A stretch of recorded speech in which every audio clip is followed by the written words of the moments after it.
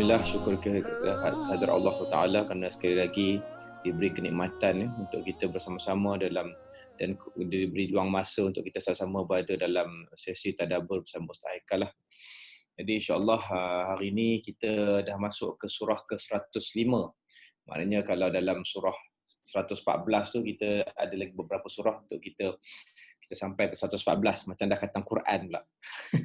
Walaupun kita bermula sebenarnya dekat surah apa Tu Haji maknanya dah juz amma lah kan. Juz amma. Tapi insya-Allah alhamdulillah kita seronok walaupun dalam PKP tu kita dapat teruskan juga sesi kita lah. Okey, jadi sebenarnya dengan asbab PKP sebenarnya kita dapat mula benda ni. Okey, jadi insya-Allah kita teruskan kepada surah Al-Fil, surah ke-105. Jadi minta semua jemaah, tuan-tuan haji, tuan-tuan puan-puan hajah dapat rujuk kepada Al-Quran dengan terjemahan surah Al-Fil surah ke-105, iaitu surah yang diturunkan di Mekah. Surah ini diturunkan di Mekah mengandungi sedikit penerangan, mengandungi 5 ayat, dinamakan surah Al-Fil kerana pada keseluruhan surah ini Allah Ta'ala menceritakan kepada Nabi Muhammad SAW perihal angkatan tentera yang dipimpin oleh ketuanya berkenderaankan gajah yang menempuh masuk ke Mekah dengan tujuan hendak meruntuhkan Baitullah Kaabah, tetapi akhirnya mereka dibinasakan oleh Allah sebelum mereka mencapai maksudnya. So selalu kita dengar pasal surah ni, jadi kita tahu sejarah dia sedikit sebanyak. Jadi hari ini kita insya-Allah kita dapat sama-sama bertadabbur dengan Ustaz Haikal dan mendapat manfaat daripada surah yang selalu kita dengar ni sebagai satu sejarah yang amat penting dalam sejarah Islam, insya-Allah. Saya serahkan kepada Ustaz Haikal. Terima kasih banyak Cik Muhammad. Assalamualaikum warahmatullahi wabarakatuh. Alhamdulillahirabbil alamin.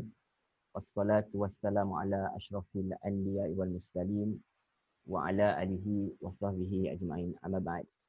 Alhamdulillah summa alhamdulillah, dengan izin Allah Subhanahu wa taala kita dapat bertemu sekali lagi untuk kita memperbincangkan berkenaan dengan ayat-ayat yang datangnya daripada Allah Subhanahu wa taala, iaitu daripada Al-Quran itu sendiri.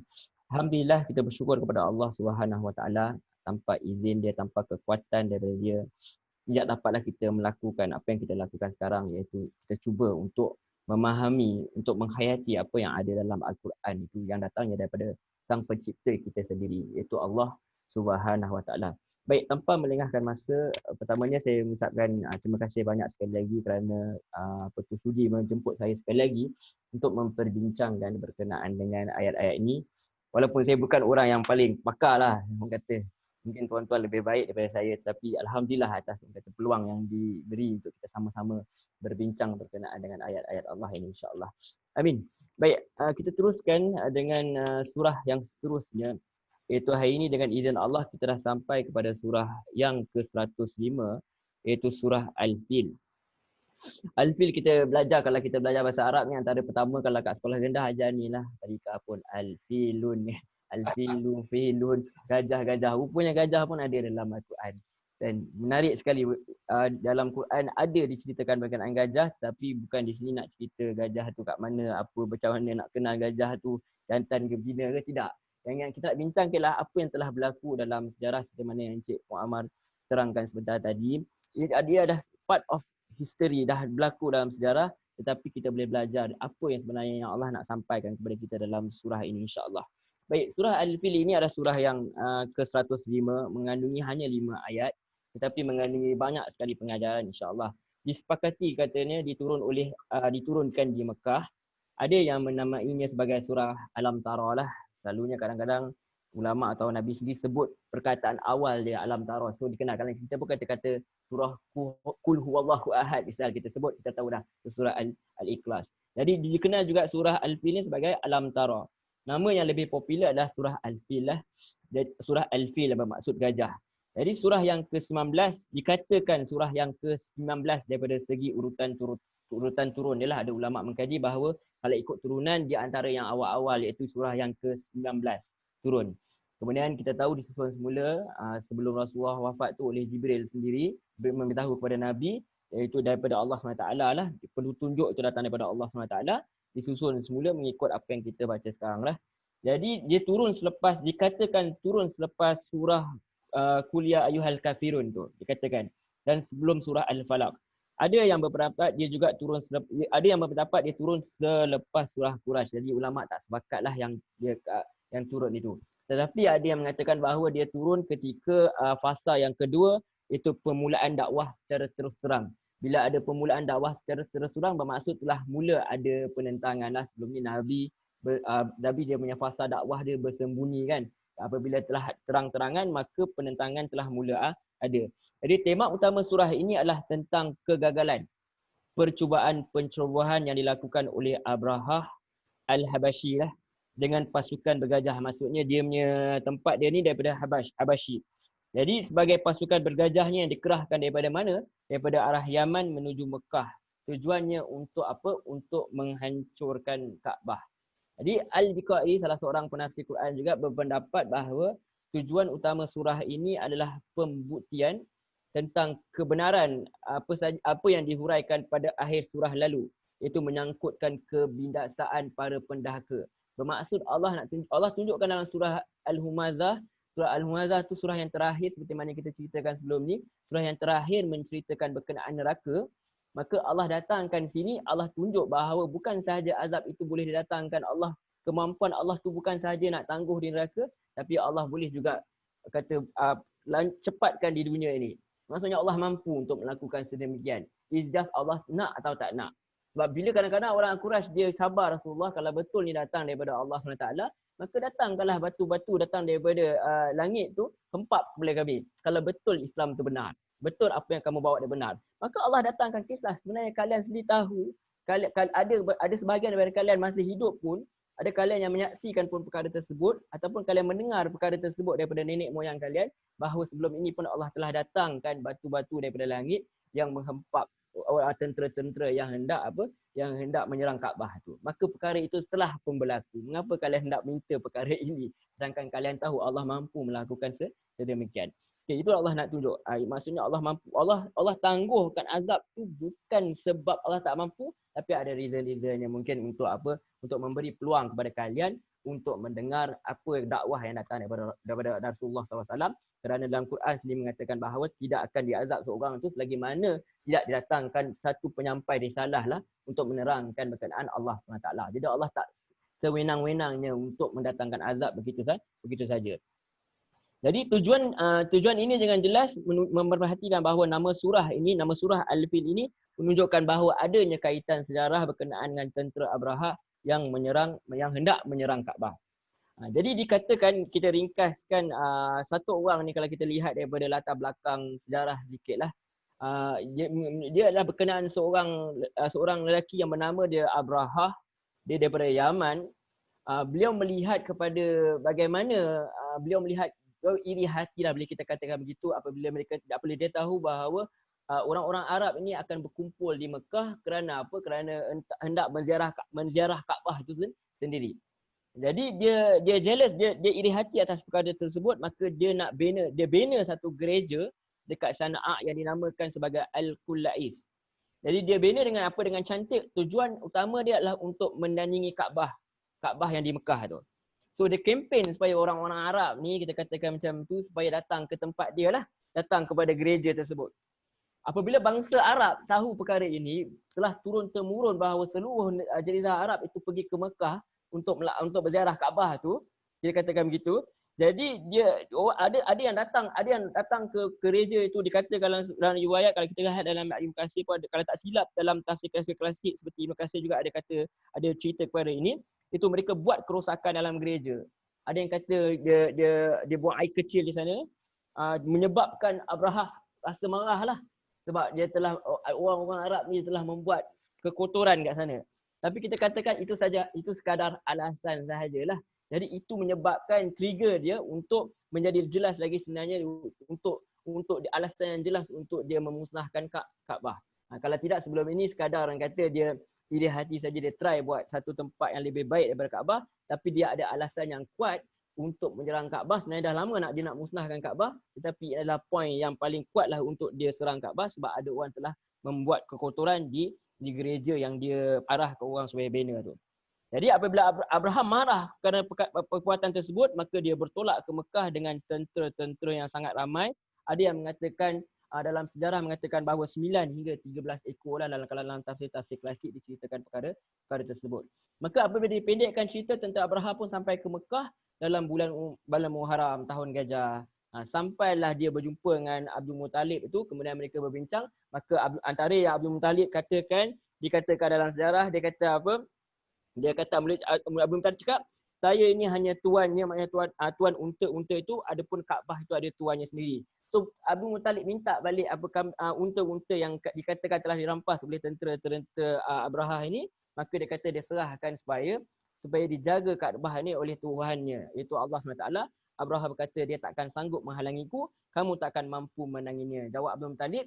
Kerana Abdul Muttalib kata, diringkaskan bahawa Abraha tanya, kenapa, aku pelik sekali kenapa kau biarkan Kaabah ini supaya dijaga. Dia kata Tuhan dia akan jaga. Yang kambing-kambing ni aku tuan dia. Itu dipendekkan cerita, kita masuk terus pada ayat yang pertama ni insya-Allah. Itu latar belakang sedikitlah supaya kita faham kenapa dimasukkan surah Al-Fil ini. Nak tunjukkan bahawa orang Arab itu mereka percaya kepada Tuhan, iaitu Allah SWT. Cuma bezanya mereka mensyirikkan Allah SWT. Yang paling ajaib, yang paling peliknya, mereka tidak minta bantuan kepada berhala untuk melindungi Kaabah, tapi mereka minta bantuan kepada Allah SWT. Maka amat pelik sekali kalau kita tiba-tiba orang Islam, kita minta tolong kepada benda-benda lain, kita pergi kepada Tok Bomo, kita minta kepada makhluk-makhluk lain, kita minta kepada orang lain memberi bantuan, sedangkan Arab musyrikin sendiri ketika mereka hadapi masalah, mereka minta direct kepada Allah SWT untuk jaga Kaabah itu. Kita katakan itu sebab tu mereka dikelar musyrikin, mereka mensyirikkan Allah SWT. Okey, kita terus pada ayat yang pertama. A'udzubillahi minasyaitonirrajim. Aku berlindung kepada Allah daripada godaan syaitan yang direjam. Bismillahirrahmanirrahim. Dengan nama Allah yang Maha Pemurah lagi Maha Penyayang. Alam tara kaifa fa'ala rabbuka bi ashabil fil. Tidakkah engkau, yakni Muhammad sallallahu alaihi wasallam, memerhatikan bagaimana Tuhanmu telah bertindak terhadap pasukan bergajah. Allah tak sebut pun tentera Abraha, Allah tak bagi kredit pun, Allah sebut kepada gajah itu sendiri. Itu dia. Kenapa Allah mention gajah? Sebab kita bincangkan sebelum ni berkenaan dengan Al-Humazah, Allah cerita pasal Al-Humazah, Allah cerita kemampuan Allah Allah cerita berkenaan dengan orang yang beranggapan harta itu dan kekayaan dia dan apa saja yang dimiliki itu boleh melindungi diri dia. Sedangkan Allah kata dalam surah Al-Humazah, tidak, aku boleh azab kalian kalau kalian tidak mengikut, kalau kalian membuat satu onar yang merosakkan orang lain, aku boleh hapuskan kalian, aku boleh azab kalian bila-bila masa aku mahu, dan tentu saja di akhirat. Kemudian Allah tunjukkan bahawa aku tak perlu hantar yang besar-besar pun. Kau bawa gajah, kan? Kau bawa gajah, aku hantar tentera yang kecil sahaja, iaitu lebih kecil daripada gajah, jauh lebih kecil, itu burung sahaja. Itu menunjukkan bahawa kalian bergantung kepada gajah yang kalian rasakan boleh melindungi kalian. Sebenarnya aku tidak memerlukan siapa-siapa, aku hantar satu tentera kecil saja untuk menghapuskan kalian. Itu Allah tunjuk. Allah nak tunjuk kepada orang Arab Quraisy supaya berfikir, dan juga kepada kita juga secara keseluruhan supaya berfikir bahawa Allah sebenarnya, kekuasaan Allah itu meliputi segala-galanya, kerajaan Allah itu meliputi segala-galanya. Termasuklah menguasai burung itu sendiri untuk menghapuskan satu pasukan yang besar. So pergantungan kalian kepada gajah itu sangat lemah, sedangkan pergantungan orang-orang Arab Quraisy ketika itu kepada Allah itu lebih kuat. Tapi malangnya mereka apabila Rasulullah datang, mereka masih lagi kekal dengan mensyirikkan Allah Subhanahu Wa Taala. So Allah tunjuk, Allah kata, tidakkah engkau? Bila di sini bila kata alam tara itu dunia seorang sahaja. So para ulama memperbincangkan kenapa seorang, maka para ulama kebanyakannya menjelaskan bahawa ia adalah untuk Nabi Muhammad SAW, sebab Nabi Muhammad sendiri tidak melihat perkara tersebut. Dan juga dia sebenarnya sebagai faedah kepada kita bahawa apabila kita membaca Al-Quran, kita sedar bahawa Allah sedang berbicara dengan kita. Itu tujuan dia. Allah kata alam tara, setiap individu kita merasakan bahawa Allah sedang berbicara dengan aku, so aku kena beri perhatian. Sebenarnya apa yang Allah nak sampaikan kepada aku. Jadi alam tara kaifa fa'ala rabbuka bi ashabi fil. Kau tak perhatikah bagaimana Tuhanmu telah bertindak terhadap pasukan bergajah. Itu hebatnya Allah Subhanahu Wa Taala. Allah nak bagi tahu bahawa sebenarnya apa yang Allah nak kata kat sini, Allah tanya seperti mana kita katakan bukan sebab Allah tak tahu. Tetapi di sini sebenarnya para ulama mengatakan bahawa Allah mengatakan begini dengan tujuan untuk memaksalah. Memaksa apa? Untuk manusia itu mengaku bahawa kehebatan Allah Subhanahu Wa Taala. dalam melakukan penyiksaan bukan sahaja di akhirat, bahkan di dunia ini. Jangan kalian tertanya-tanya, kenapa aku tak diazab? Kenapa aku tak diazab? Oh, maksudnya aku berada dalam keadaan yang diridai oleh Allah SWT. Tidak. Allah menangguh sebab apa? Bukan kerana Allah tidak hebat. Seperti mana kita katakan sebelum tadi, Allah tangguh kerana ada sebab-sebab tertentu. Sama ada Allah nak bagi kalian untuk bertaubat. Kalau kalian tak mahu, supaya kalian terus-menerus dalam keadaan melakukan maksiat kepada Allah, dan kalian tidak ada alasan lagi untuk menentang Allah, berhujah di hari-hari kelak untuk mempertahankan diri daripada azab Allah. Itu antara reason lah. Sama ada ia ada sebab yang baik, atau apabila kalian tidak mahu dengar ayat Allah, maka dia adalah menjadi asbab yang buruk, iaitu menyebabkan kalian terus-menerus melakukan dosa. Maka Allah datangkan surah ini. Tu kita katakan sebelum ni, teknik yang Allah gunakan kalau kita kata boleh kita belajar teknik dakwah, ada masa Allah ancam. Allah ancam betul-betul. Ada masa yang Allah ceritakan dalam teknik penceritaan supaya orang yang mendengar tu taklah terasa sangat, oh Allah tuju kat aku. Sebenarnya Allah tuju kat kita. Cuma kadang-kadang Allah datang dalam cerita orang lain supaya dia tak perasan sangat. Akhirnya bila dia berfikir seorang-seorang, macam dia cakap kat aku lah. Macam tu. Kadang-kadang kita tengok cikgu-cikgu kita ke mak ayah kita, kadang-kadang dia nak cakap kat kita. Dia sindir, dia pusing duduk sana, pusing kat sini. Sebenarnya dia tengah cakap kat kita. Akhirnya kita fikir, oh betul lah dia tengah cakap kat aku. Tapi kalau direct, itu yang kadang-kadang nak menentang, nak bergaduh tu. Sebab apa? Sebab kadang-kadang dia menyebabkan orang jadi lebih marah. So ada teknik-teknik. Kadang-kadang kita cakap berterus terang, kadang-kadang berlapik. Itu Allah ajar. Bukan setiasa fire, ya tembak saja dengan peluru tak habis-habis. Tetapi kadang-kadang ada masanya kita menggunakan teknik-teknik yang tertentu yang Allah sendiri ajar. Di sini Allah bawa satu cerita yang mereka tahu supaya mereka kembali kepada Allah SWT. Itu tujuan Allah SWT. Jadi tujuan ayat ni kita katakan tadi, dia bukan nak dapat jawapan tapi nak paksa supaya orang mengaku kehebatan Allah SWT. Yang itu Allah katakan. Sebab tu Allah datangkan berkenaan dengan satu orang, yang satu tentera yang datang Abraha yang membawa gajah-gajah, maka Allah nak tunjuk bagaimana Allah bertindak. Allah kata fa'ala. Fa'ala di sini maksudnya seorang saja yang bertindak. Dia telah bertindak. Allah tak kata ramai, fa'alu. Allah tak kata begitu. Mereka telah bertindak. Alam tara kaifa fa'ala. So siapakah pelaku dia? Pelaku dia adalah Allah SWT. Allah tidak mengiktiraf burung-burung tersebut yang melakukan. Allah mengiktiraf zat dia sendiri yang mengarahkan supaya burung-burung itu menghapuskan tentera-tentera ini. Wallahu a'lam. Jadi kita terus masuk kepada ayat kedua. Kalau ikutkan banyak lagi dah bincang. Bagi kita ada masa yang singkat. So kita ringkas-ringkas. Alam naja'al kaidahum fi tawdid. Maka Allah tanya lagi, bukankah dia yang telah menjadikan kaidahum fi tawdid, tipu daya mereka itu dalam sia-sia. Apabila kita katakan kaidahum, tipu daya, bermaksud apa? Usaha mereka ini adalah usaha yang sangat berat. Daripada awal lagi. Apa usaha dia daripada awal lagi? Abraha terpaksa memerintahkan orang supaya membina gereja yang besar, gereja yang cantik untuk mendani Kaabah. So ada orang kata usaha yang keras.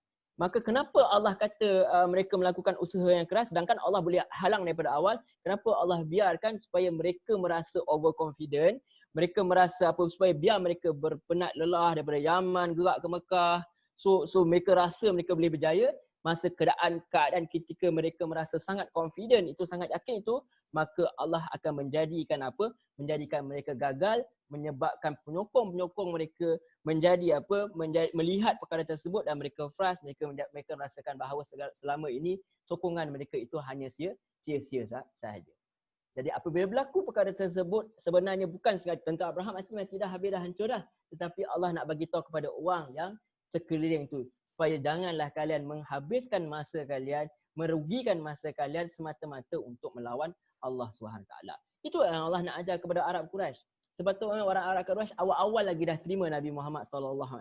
Allah datangkan daripada bangsa mereka sendiri, daripada keturunan mereka sendiri. Awal-awal terima, sudah habis cerita. Jangan habiskan masa, jangan habiskan wang ringgit, jangan sampaikan anak-anak kalian ada yang jadi hamba semua sebab dalam perang kan masa tu undang-undang membenarkan ada hamba, terpaksa jadi hamba, hilang keluarga semata-mata untuk melawan agama Allah SWT. Yang ajak apa? Kalimah la ilaha illallah itu saja. Tiada Tuhan yang sembah melainkan Allah. Apa masalahnya? Bukan ajak untuk membuat perkara-perkara yang jahat, bukan membuat perkara yang merugikan. bahkan menguntungkan. Yang itu yang Allah nak ajar kepada kita. Jangan kita membuangkan masa untuk apa? Untuk membuat suatu perkara yang menyebabkan Allah murka. So Allah nak ajar kepada sini bukan kepada tentera Abraha tu, mereka dah habis dah. Mereka dah hancur. Allah nak ajar kepada kita masa yang kita adakan seperti mana kita bincang dalam surah Al-Asr sebelum ini, kita gunakan sebaik-baiknya. Penatlah kita ni, kita gunakan sebaik-baiknya untuk mendapat keredaan Allah, bukannya untuk menyebabkan kita mendapat azab Allah SWT sama ada di dunia ataupun tentu saja di akhirat kelak. Kita tak nak perkara tersebut. Na'udzubillah min zalik. Itu yang Allah nak ajar. So Allah kata kaidahum, mereka telah melakukan suatu tipu daya yang sangat sia-sia. Dan menariknya Allah tak kata ja'ala. Kalau ja'ala ni perkara yang telah lepas. Tadi Allah kata Allah fa'ala, Allah telah bertindak kepada tentera Abraha. Maksudnya apa? Ketika itu Allah dah bertindak kepada spesifik person iaitu Abraha sendiri dan tenteranya. Tetapi bila Allah kata alam ya ja'al, tidakkah mereka menjadikan tipu daya mereka dalam sia-sia? Maksudnya Allah kata tipu daya itu bukan setakat tentera Abraha, tetapi akan terus berlaku, hanya person sahaja yang berubah. Dia akan terus berlaku, termasuklah Arab Quraisy itu sendiri melakukan tipu daya kepada Allah sampailah ke zaman mana pun. Dan ingatlah, kalau kalian melakukan perkara tersebut, maka kalian tetap Allah tetap akan menghapuskan tipu daya kalian. Zaman mana pun.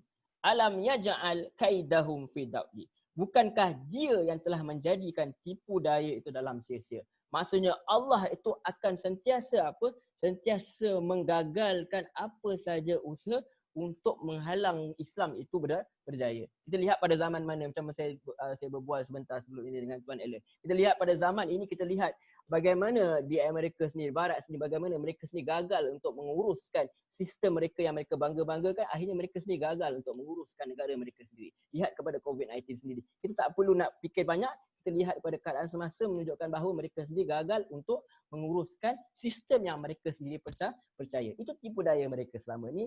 Tapi kita perlu sabar, akhirnya Allah menunjukkan kebenarannya. Itu antaranya. Wallahu a'lam. Tapi jangan kita terlampau overconfident pula. Kita kata dia je. Dia boleh berlaku kat mana-mana sahaja. Saat kita mula lupa diri, saat mula kita mengagungkan diri, saat kita lupa bahawa Allah yang mendatangkan pertolongan, saat itulah nanti kita juga akan jadi seperti mereka juga. Jadi itu Allah ingatkan, alam yaj'al kaidahum fi tawli. Bukankah dia yang telah menjadikan tipu daya itu dalam keadaan sia-sia.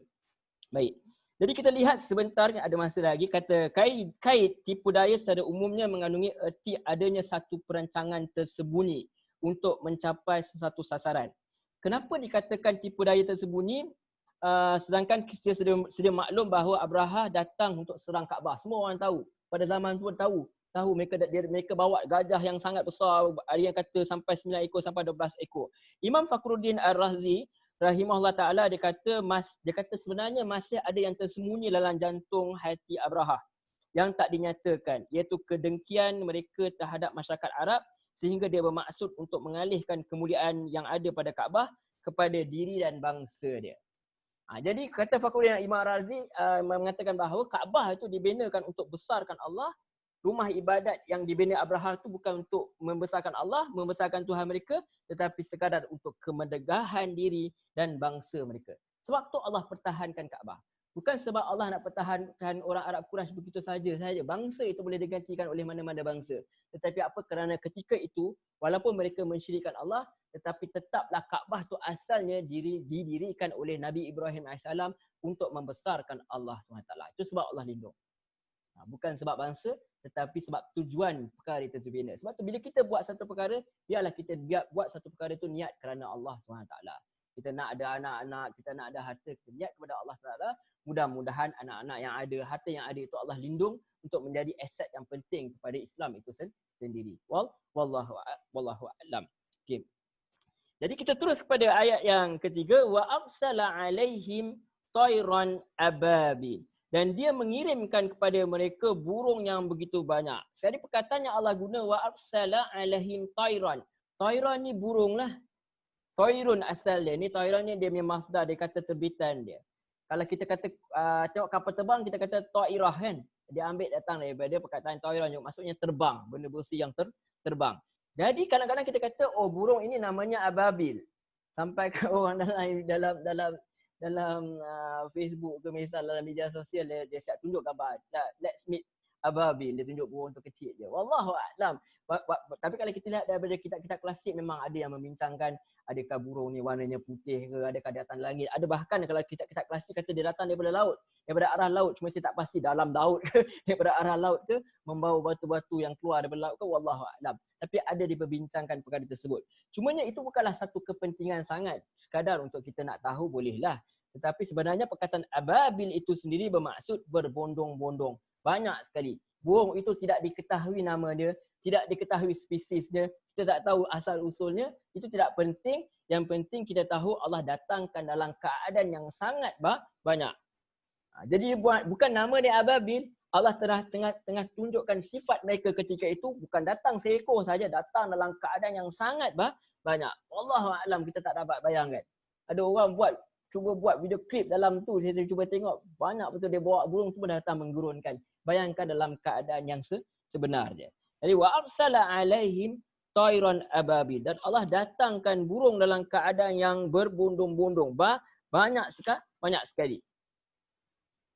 Jadi bila kita Al-Gharib Al-Asfahani menjelaskan bahawa tayr adalah sesuatu yang memiliki sayap yang memungkinkan terbang di angkasa. Secara umum kita katakan bahawa diterjemahkan sebagai burung lah. Sebenarnya tak semestinya burung, tetapi dia boleh jadi apa saja. Sebab tu kapal terbang pun guna perkataan tairah, apa saja yang terbang. Sampai ke orang Arab pun cakap bola tampar tu pun dia gunakan perkataan datang daripada burung juga sebab dia terbang kan. Tapi di sini para ulama mengatakan bahawa yang datang itu adalah burung-burung. Sebab tu Ibnu Katsir dia kata Ahmad bin Salamah meriwayatkan daripada Amir, daripada Zur, daripada Abdullah dan Abu Salamah bin Abdul Rahman, Tayran ababil, dia mengatakan berapa kawanan burung. Ibnu Zahid kata ababil, al-ababil berarti yang berbeza, yang datang daripada semua penjuru. Maka maksudnya dia datang daripada banyak arah. Al-Kisai pula menyebutkan, aku pernah mendengar beberapa orang ahli nahwu mengatakan bentuk tunggal berkata ababil adalah ibil. Dia gunakan perkataan dalam bentuk tunggal. Wallahu a'lam kenapa, tetapi dia datang sebenarnya dalam keadaan yang banyak sekali. Saya tak pasti kenapa dia gunakan dalam perkataan yang satu, tetapi sebenarnya dia datang dalam keadaan yang sangat banyak. Yang itu kita kena tanya kepada lebih pakar lah. Tetapi saya ceritakan juga sekadar orang kata pengetahuan, supaya tuan-tuan boleh buat research yang lebih banyak lah. Tuan-tuan, saya yakin tuan-tuan orang yang lebih hebat dan lebih boleh lebih banyak lagi belajar lagi insya-Allah. Tetapi kita katakan dalam tafsir-tafsir klasik mengatakan bahawa banyak sekali burung-burung yang datang. Benar ayat 4, tarmihim bihijaratin min sijil, yang melempari mereka dengan batu daripada tanah liat yang dibakar. Jadi Allah SWT mengatakan kepada kita bahawa negeri tersebut didatangkan apa? Tentera Abraha direjam dengan apa? Direjam dengan hijarah, iaitu batu-batu daripada sijil. Jadi kita nak bincangkan apa itu sijil. Dikatakan, sedangkan sijil juga sebenarnya pernah digunakan juga dalam surah Al-Hijr ayat 70.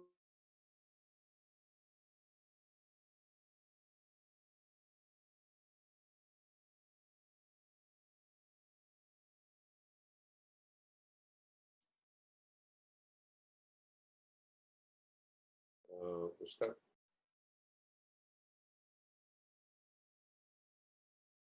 Kita lain.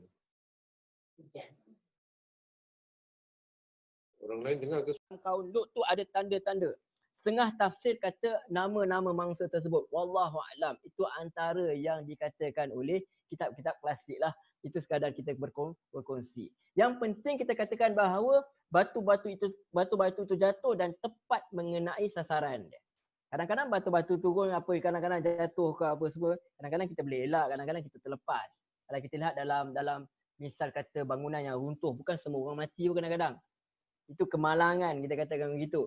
Tetapi ini adalah bukan satu kemalangan, ini sesuatu yang telah dirancang oleh Allah SWT, dan setiap orang yang ada ketika itu yang hendak merancang untuk memusnahkan Kaabah itu hancur begitu saja. Setiap seorang-seorang pun tak terlepas lagi. Sebab semua memang mati. Ada yang juga faham bahawa dia adalah batu bercampur tanah yang terbakar. Wallahu a'lam. Macam-macam lah orang bincang, dia kata batu daripada neraka semua tu. Wallahu a'lam. Tapi kita tahu, kita katakan bahawa dia adalah batu yang terbakar. Bagaimana Allah melakukan perkara tersebut, itu sangat mudah bagi Allah SWT. Cuma saya tak pasti sama ada tak dalam sejarah barat sendiri menceritakan berkenaan perkara ini. Yang ni tuan-tuan kena cari dan tuan-tuan kena cerita kat saya pula. Sebab kita nak tengok ada tak sebenarnya perkara ini. Tetapi dia direkam dalam kitab-kitab klasik tentu saja yang daripada Islam ni, dan direkam sendiri dalam Al-Quran. Wallahu a'lam. Baik. Jadi apa yang jadi kepada mereka? Faja'alahum ka'asfim ma'kul. Sehingga mereka dijadikan seperti daun-daun yang dimakan. Jadi kata Allah SWT, kata pada penafsir Quran, maaf, penggunaan fa, ada fa kat situ kan. Dia ada fa tu maksudnya kemudian. Kita ada fa dan kita ada thumma. Thumma pun maksudnya kemudian, fa juga masuk kemudian. Pada pakar bahasa kata kalau guna perkataan thumma tu kan, apa perkataan yang baik? Kalau guna perkataan thumma, kadang-kadang kita kata kaifa takfuruna billahi wa kuntum amwatan fa ahyakum thumma yumitukum thumma yuhyikum thumma ilaihi turja'un. Bagaimana kalian kafir kepada Allah SWT sedangkan sebelum ini kalian ini mati, kemudian hidup, kemudian kemudian mati, kemudian kembali kepada Allah. Bila kata thumma tak semestinya berterusan. Orang keluar tak terus mati, ada orang mati terus, ada orang lambat. Jadi thumma tu tak semestinya ikut turutan dan thumma itu tak semestinya immediately. Dia boleh jadi 20 tahun kemudian, ada 40 tahun kemudian, ada 60 tahun kemudian mau mati, ada orang keluar terus mati pun ada. Tapi bila guna fa, dia kemudian yang immediately. Lalu dia mati. Misalnya macam tu. Dia lahir lalu dia mati. Bila menggunakan kata fa, faja'alahum ka'asfim ma'kul, maka mengatakan bahawa pada orang pakar bahasa mengatakan bahawa bila kena je mereka terus menghadapi azab tu dan mati serta-merta begitu saja di tempat kejadian. Wallahu a'lam. Itu ada yang mengatakan begitu. Mana betapa dahsyatnya batu yang Allah dah datangkan itu. Jadi kata as itu kata perkataan ka'as tu asfin tu dia diartikan sebagai daun dan makul juga terambil daripada kata akalu yang berkati makan. Makan. Akala dia telah makan kan. Jadi perkataan makul itu sesuatu yang dimakan, yang bererti makan sehingga habis perkara tersebut. Itu kita dapat perkataan yang dimakan itu sehingga seperti mana ulat yang makan. Kalau kita lihat daun-daun lah, terutama kalau daun kunyit lah kita tanam kat rumah suka ulat-ulat makan perkara tu. Tahu-tahu cepat-cepat je dah hilang dah. Itu kita bayangkan bagaimana tentera Abraha tu mereka dimamah oleh ulat. Seolah-olah itu. Maksudnya tuan-tuan mereka mati dalam keadaan yang ngeri lah. Bukanlah kita immediately kita katakan tadi bukanlah kena mati terus habis settle. Macam kena pancung. Tak. Dia mati dalam keadaan yang penuh kesakitan. Apa tujuan dia tuan-tuan? Bukan kepada orang yang kena tu. Dia mati habis dah. Tetapi yang paling utama ialah orang yang melihat perkara tersebut, orang yang mendengar perkara tersebut membuktikan bahawa siksaan Allah itu sangat keras. Yang itu je sebenarnya yang kita nak belajar. Yang kita orang yang tak pernah melihat perkara ini, kita faham bahawa ini adalah amaran kepada Allah SWT. Sebenarnya kalau kita tidak mengikut perintah Allah SWT, kita boleh sahaja diazab oleh Allah SWT bila-bila masa sahaja dalam apa sahaja keadaan. Terutama kelak di akhirat lah, yang itu kita tak nak sekali. Wallahu a'lam. Okey, kita ada sikit masa lagi. Sekejap ya. Maka kenapa ini membuktikan bahawa ni antara para ulama mengatakan bahawa apabila kota Mekah ini Kaabah ini diselamatkan, ini adalah antara dua perkara yang Nabi Ibrahim itu sendiri doa. Apa yang dia doa? Dia negeri yang aman dan rezeki kepada ahli dia. Yang kita nak belajar ialah awal-awal sebenarnya antara pengajaran yang kita lah ambil, kita nak doa, kita kena doa awal-awal ke anak kita. Kecil-kecil lahir dia dah doa dah. Macam tu Nabi Ibrahim. Sampai kan ada dalam hadis mengatakan bahawa Rasulullah SAW mengatakan aku ini adalah doa daripada bapa aku. Mana Ibrahim itu sendiri. Zaman yang cukup jauh. Kita kata bilalah Tuhan nak makbul doa aku, bilalah Tuhan nak makbul aku. Tuhan boleh makbulkan bila dia nak. Tuhan makbul. Dia kata dah aku makbul, aku jawab doamu dengan cara yang cara yang Allah tahu dengan ilmu dia, dan dia dengan cara yang ketika mana waktu yang tepat dia akan makbulkan. Sebab tu kita doa dia bukan doa untuk diri kita sendiri sahaja, kita doa untuk zuriat kita doa untuk semuanya. Dan bila Allah nak makbulkan, bila masa dia. Itu yang Allah nak tunjukkan bahawa doa tu dah berlaku lama dah, tetapi dia tetap kekal sehinggalah pada zaman Rasulullah SAW sendiri, zaman sebelum Rasulullah SAW sendiri, di mana Allah melindungi Kaabah itu. Walaupun Nabi Ibrahim tu telah tak ada, tapi Allah lindungi Kaabah. Lindungi Kaabah bukanlah maksud Kaabah tak pernah runtuh. Kaabah sentiasa runtuh pun.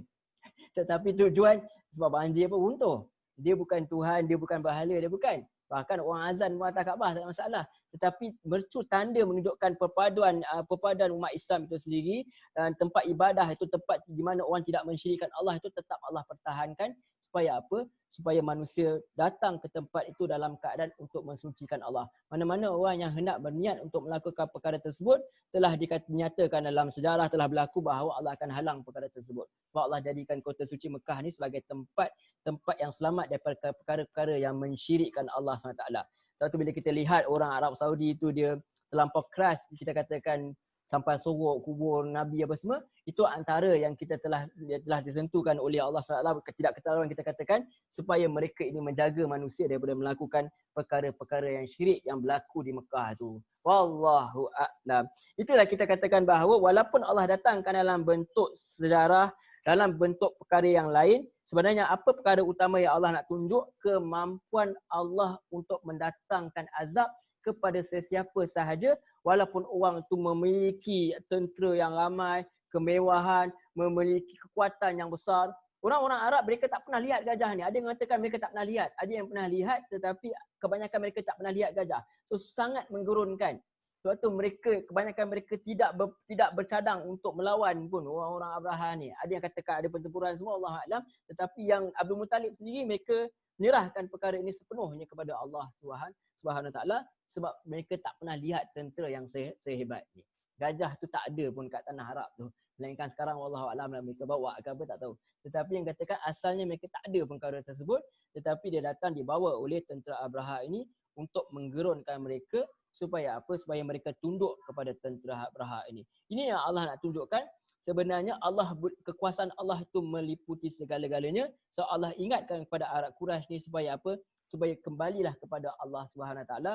Aku ini Tuhan kamu, aku ini telah menyelamatkan nenek moyang kamu sehingga kalian rasakan, sehingga kalian dapat segala nikmat. Mereka dapat Kaabah ni, mereka menguasai Kaabah ni, mereka dapat duit. Orang datang ke Kaabah tu, orang datang pergi sembah berhala 360 tu, orang bagi duit macam kata pelaburan kat situ. Tu mendatangkan keuntungan, orang dia boleh berdagang pula apa semua. So itu semua nikmat-nikmat yang Allah beri, maka bersyukurlah kepada Allah, kembalilah kepada Allah Subhanahu Taala. Itu tujuan Allah datangkan ancaman ini. Allah datangkan ungkitan ini supaya mereka yang mendapat nikmat itu kembali kepada Allah SWT.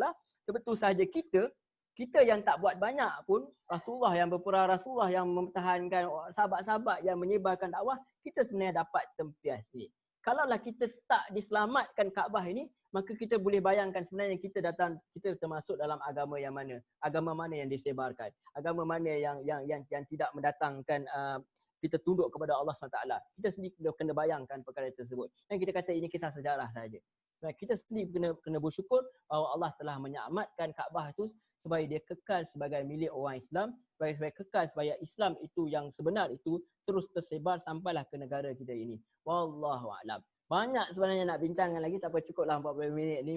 Mudah-mudahan apa yang sikit-sikit ni daripada kita tak ada, kita selalu cakap, saya selalu bual-bual dengan Cik Muhammad. Dia kata kalau kita tak boleh buat semua, kita jangan tinggal semualah. Itu yang penting. Wallahu a'lam. Saya kembalikan kepada Encik Muhammad dan juga Tuan Ellen. Silakan.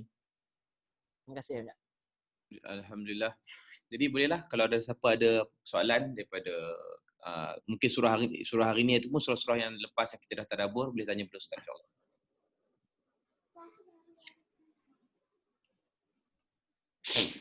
Mungkin saya boleh mulakan satu Ustaz. Okay, silakan. Kalau dalam tafsir saya baca tu memang peristiwa ni gajah yang ditunggangi oleh Abraha tu dia macam berhenti, dia tak mau teruskan bila nak diarahkan untuk serang Kaabah tu lah. Ya. Jadi perkataan mereka dalam surah ni Ustaz, dia merujuk pada keseluruhan tentera tu termasuk gajah ke ataupun sebenarnya yang mati ni cuma yang dihujani dengan batu tu cuma manusia, dia askar-askar tu je Ustaz, ke dengan gajah-gajah tu Ustaz? Kalau dilihat pada kitab tafsir lah, cuma riwayat bila mengatakan perkara tersebut, dia terserah kepada ahli hadis untuk meriwayatkan sama ada dia sahih atau tidak. Tetapi apabila berkaitan dengan sirah, ulama-ulama hadis mereka berlembut sikitlah berkenaan dengan sirah ni sebab dia tak melibatkan agama sangat kan. Tetapi ada yang mengatakan bahawa ya dengan gajah-gajah sekali. Kita katakan apa dosa gajah kan? Kita kata taklah. Bukan soalnya begitu. Maksudnya Allah akan hapuskan sekali dengan kekuatan-kekuatan tentera itu sekali termasuk segala apa parasana tu sekali. Ada yang mengatakan semua sekali. Termasuklah gajah-gajah itu sekali. Dia kata mereka tu termasuk semualah apa sahaja yang terlibat, perasaan yang melibatkan itu untuk mendatangkan kegerunan. Kalau pada zaman kita ni maksudnya Allah hapuskan bukan sekadar kalian saja dengan kita kebal sekali, dengan apa parasana sekali Allah boleh hapuskan. Wallahu a'lam. Itu yang berlaku pada zaman Nabi pun. Kalau kita lihat kan ada yang kuda-kuda yang mati pun bukan sengaja kan, tetapi itu adalah antara untuk teknik perang lah, sebab dia telah dianggap sebagai sebahagian daripada tentera. Sebab tu para ulama membincang soalan ni memang soalan kibat lah. Tuan-tuan punya soalan memang tinggi. Jadi saya katakan bahawa saya teringat pada Dr. Yusuf Qaradawi pernah mengatakan bahawa boleh, kalau ikutkan dalam hadis asal, tak boleh membunuh wanita yang berperang, wanita dan anak-anak, betul kan? Kita tak boleh bunuh wanita dan orang tua. Dan mereka membincangkan, ulama-ulama contemporary membincangkan, boleh tidak membunuh orang perempuan yang terlibat dalam perang itu sendiri. Kita tahu Israel ada tentera sendiri. Yang itu diperbincangkan oleh ulama-ulama contemporary yang mengatakan bahawa apabila dia ada dalam perang, dia termasuk dalam orang yang berperang lah, dikira sebagai sebahagian daripada tentera. So kita katakan gajah itu bukan diseksa oleh Allah begitu saja. Kita katakan dia terlibat sebagai tentera juga, dan pada ulama klasik mengatakan bahawa ya, gajah itu sendiri dimusnahkan. Wallahu a'lam. Baik, Ustaz, ada soalan dekat chat Ustaz. Ya, saya nak jawab yang tu daripada Puan Hariza. Ustaz boleh jelaskan bagaimana tidakkah kamu melihat sedangkan Nabi belum dilahirkan untuk melihat peristiwa Abraha? Ya, sebab tu Allah katakan begini adalah tujuannya antaranya untuk menarik perhatian, dan satu Allah nak bagi tahu kepada apabila tidakkah kamu lihat, sedangkan Allah gunakan juga dalam surah-surah lain sebelum ni, kamu tak ada masa ketika Nabi Yaqub tu beri wasiat. Kenapa Allah mengatakan demikian? Sebab Allah nak tunjuk kepada kita apa yang kita saksikan dalam Al-Quran ini, walaupun kita tak ada, sebenarnya satu perkara yang real. Itu yang Allah nak tanamkan. Sebab tu kita antara umat Muhammad nanti, dia akan dalam hadis yang sahih, kita akan jadi pembela kepada Nabi Nuh alaihissalam. Sedangkan kita tak pernah ada. Macam mana kita boleh bela mereka? Sebab kita telah lihat dalam Al-Quran. Sifat kita pada apa yang Allah nak bentuk pada Nabi Muhammad SAW itu sendiri, dan kepada kita secara umumnya, apabila kita lihat dalam Quran ini, sebenarnya kita telah melihat. Walaupun kita tak lihat. Sebab tu kita belajar sebelum ini, kita ada apa? Ilmal yakin,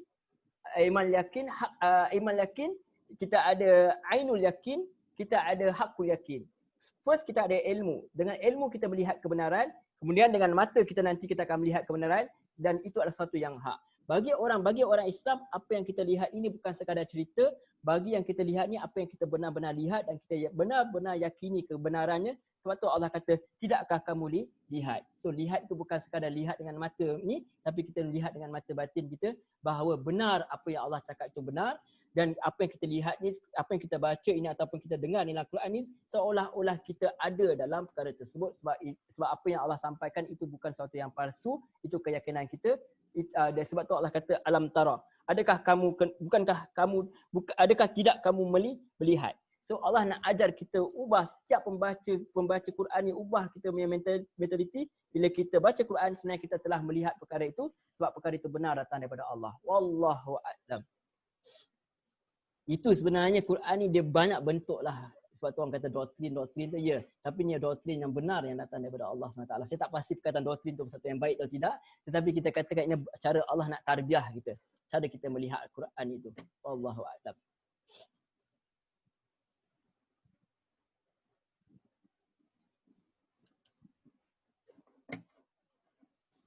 InsyaAllah ada lagi soalan.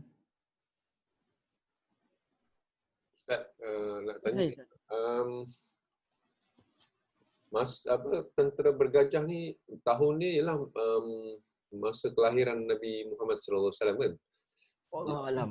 Saya tak pasti dah. Oh, okey. Tapi masa Nabi terima wahyu ni, ada ke mereka-mereka yang masih hidup menyaksikan tentera bergajah ni? Sekali.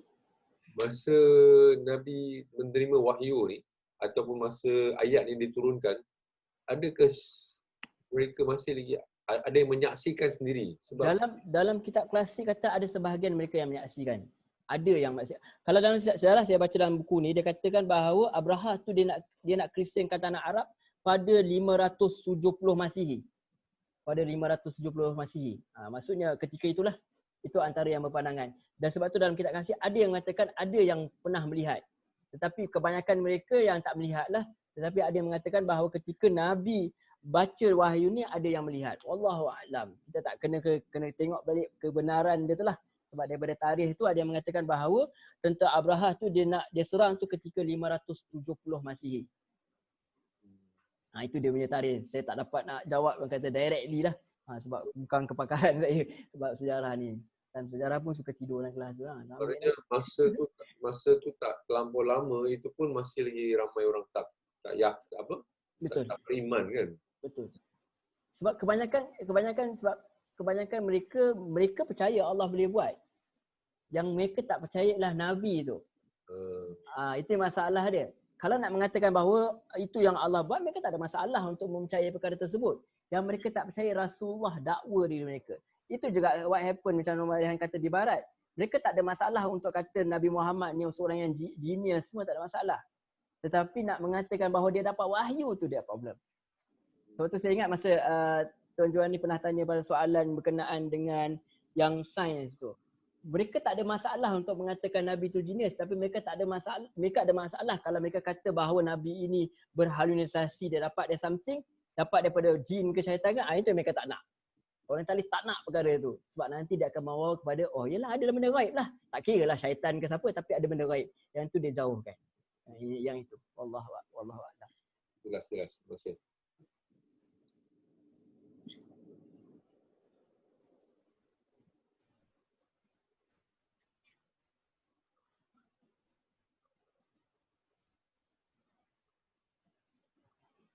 Kalau ada tambahan, ada pembetulan maklumat dan tuan-tuan tengok ada salah, ada tambahan, silakan tuan-tuan. Kita open, berbincang.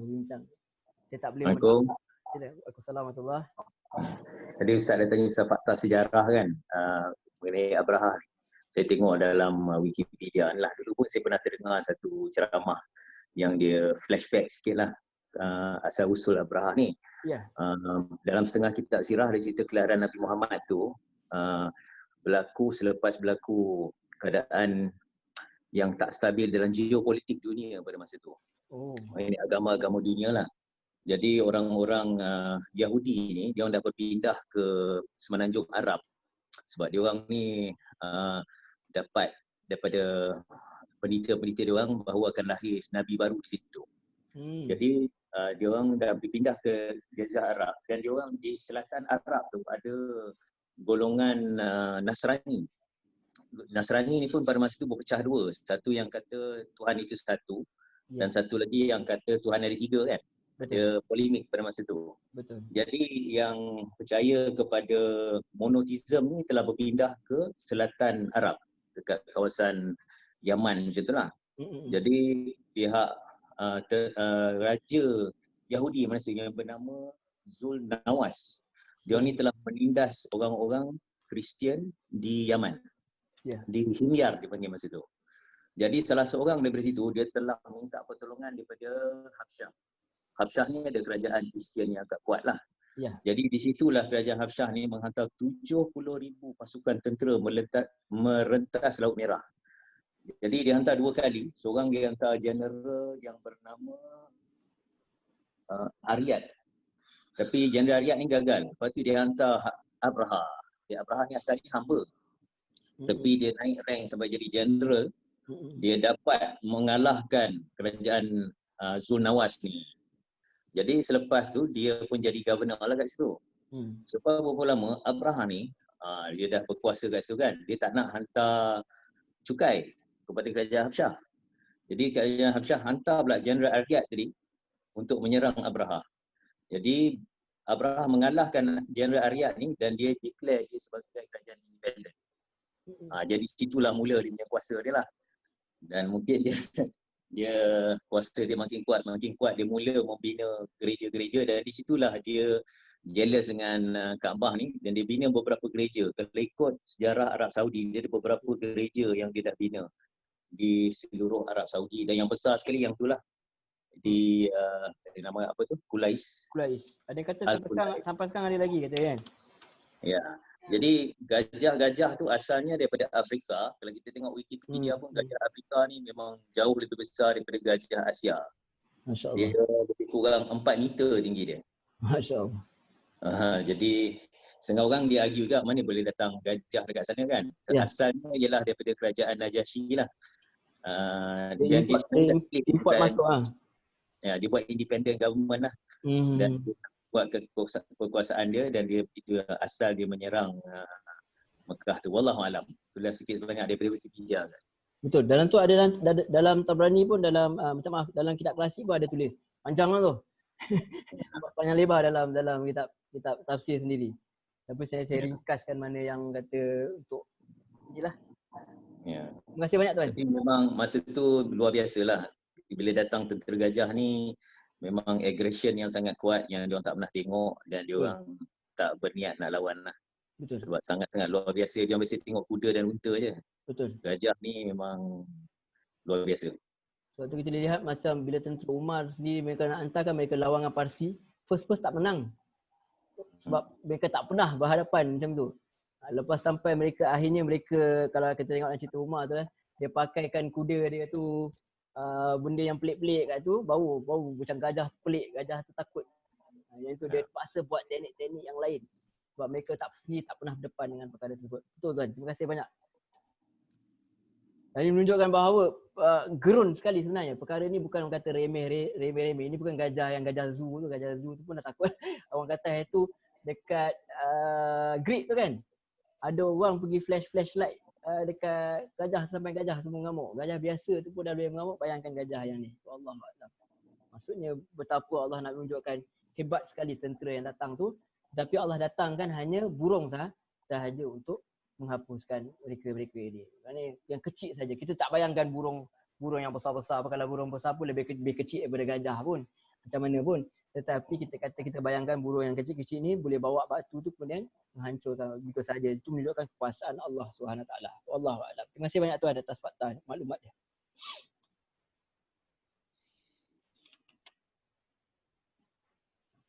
Ada lagi tambahan ataupun soalan ataupun tambahan maklumat dalam seminit 2 lagi insya-Allah.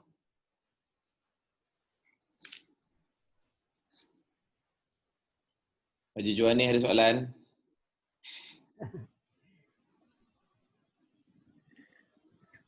Tak ada sangat. Waalaikumsalam. Tapi yang just nak ni Ustaz. Kalau kita tengok yang untuk COVID-19 lah kan, macam ada similarities to what happened masa Abraha ni lah, zaman tu ya. Kalau kita tengok macam ni mungkin bila kan macam COVID ni sebagai satu senjata yang ya tentera kerajaan yang begitu kuat pun boleh runtuh. Dunia yang maju moden ni pun boleh dia kata lumpuhlah satu dunia because ada benda yang kita tak nampak. Dia bukan sangat kecil, memang lagi kecil. Kita kata lagi burung, kecil yang kita burung tak nampak. Yang halus lah katanya. Makhluk halus ni makhluk halus. Betul. Tapi kalau ikutkan macam zaman Abraha tu dia untuk fokus dekat area Kaabah lah kan, dan Mekah. Ini satu dunia yang terkena ni boleh dianggapkan mungkin macam bala untuk the whole mankind lah. Okey, cuma saya sendiri pernah saya tulis buku PDF lah kata. Saya buat cerita COVID-19 antara ujian, bala atau musibah. Jadi bila kita katakan bala atau ujian atau musibah, kita katakan ujian itu lebih baik lah. Sebab kadang-kadang satu ujian yang sama dia bala kepada setengah orang, dia boleh jadi ujian kepada setengah orang dan bahkan dia boleh jadi rahmat kepada setengah orang yang lain. Jadi walaupun satu perkara yang sama, kita lihat macam ni. Tentera Abraha ni kena kan? Dia adalah satu bala kepada tentera Abraha, tetapi dia sebenarnya pada rahmat kepada orang Arab Quraisy ketika itu walaupun mereka ketika itu mensyirikkan Allah. Jadi kita lihat satu perkara yang turun, kita tak boleh pukul satu bersih ia adalah bala. Kita boleh katakan dia adalah ujian, dia boleh jadi ujian kepada setengah orang, ujian kepada semua orang. Ujian kepada semua orang sama ada dia baik atau jahat. Sebab ujian kepada orang yang ujian dalam bentuk kesenangan, dan ujian juga datang dalam bentuk kesusahan. Dan dia boleh jadi bala kepada semua orang, setengah orang, dan dia boleh jadi kalau kepada orang yang beriman, mungkin dia boleh jadi sebagai peringatan. Peringatan kepada semua. Kalau kita kata bala tu sesuatu yang sangat hebat lah. Bala ni maksudnya Allah murka. Ya. Bala ni Allah Baik, murka.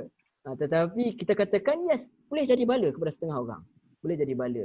Tapi yang paling penting ialah dia adalah sebagai peringatan lah, menunjukkan pada siapa pun. Bahkan kita sendiri. Sebab kita takut apabila kita dalam keadaan sebenarnya lebih menakutkan apabila kita berada dalam keadaan yang selamat macam ni. Sebab kita takut bila kita rasa kita macam mana, overconfident, kita rasa macam ini negara kita diberkati, negara kita ni, akhirnya kita yang jadi orang terlupa, orang yang dah mendapat bala tu mungkin mereka kembali kepada Allah, mungkin akhirnya mereka kembali, mungkin antara mereka ada yang kembali untuk memikirkan balik sistem mereka. Kita paling takut apabila kita yang anggap diri kita selamat ni yang akhirnya menjadi bala kepada kita lah. Kadang-kadang dia boleh jadi musibah, kadang-kadang boleh jadi bala, kadang-kadang boleh jadi hujan, dia berubah-ubah perkara tersebut. Bergantung kepada orang tu sendiri, cara dia menerima pesanan, peringatan daripada Allah. Tapi lebih baik kita andaikan benda ni sebagai peringatan lah.